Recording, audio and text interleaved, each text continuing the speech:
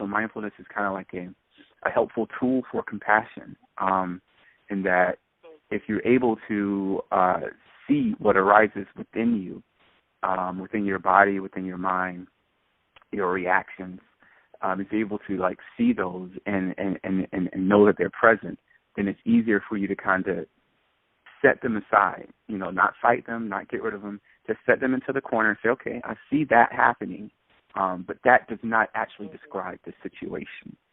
And just being and instead just returning to the situation and returning to the person or returning to myself, because for me, compassion practice always starts with, can I be compassionate towards myself, and how compassionate towards myself can I be?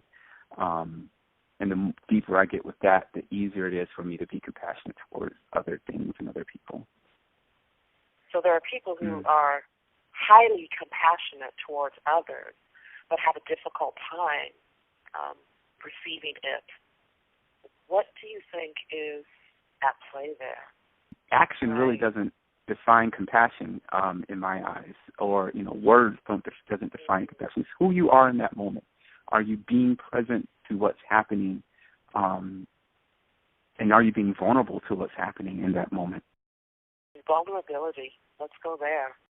I've been trying to practice vulnerability for the last 2 years now, like actively, and it's just it's like that Alanis Morissette song, "Will Not Come." It's just there's so many walls. There's so many walls, and I break down a wall. And I'm like, okay, I'm good, and then there's another wall that comes up. So vulnerability is in this.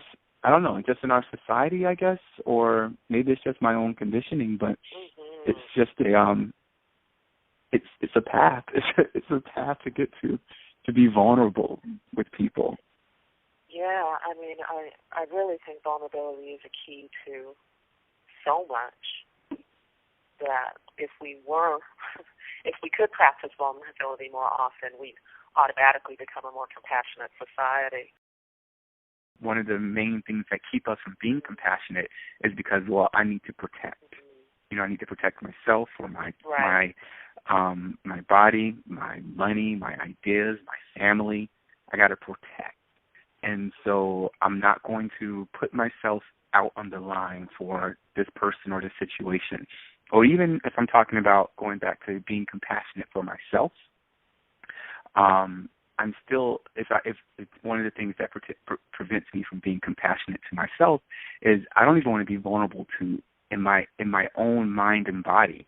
I don't even want to surrender to its faults and its limitations. I want to continue to kind of fool myself into thinking that I'm okay if I'm not, or fool myself into thinking that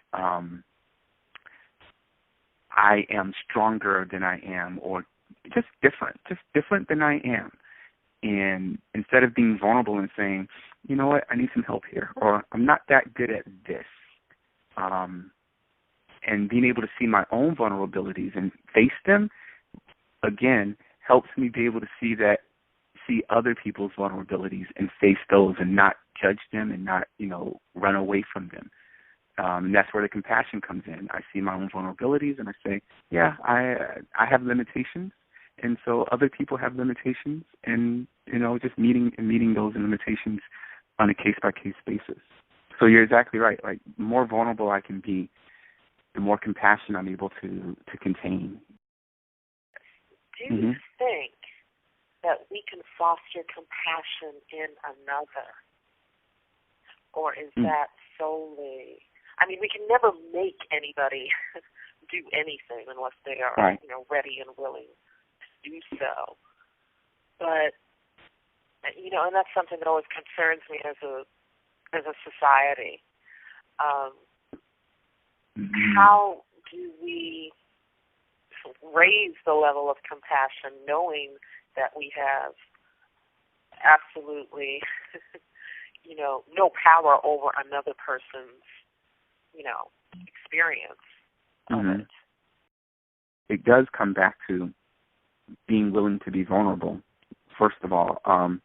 So, and I think the question was, how do we kind of help others be compassionate? Is that right? Yeah, if we can, yeah. If we can, right. And so the main way that we can help others be compassionate is first, the main, I have two things. So the two ways is one, first, be compassionate, show compassion, and demonstrate what that looks like. And then two, be vulnerable to other people's thoughts, opinions, and judgments. And so and just laying my own humanity on the line and saying, this is who I am, and having faith that when other people see my humanity, they recognize theirs also.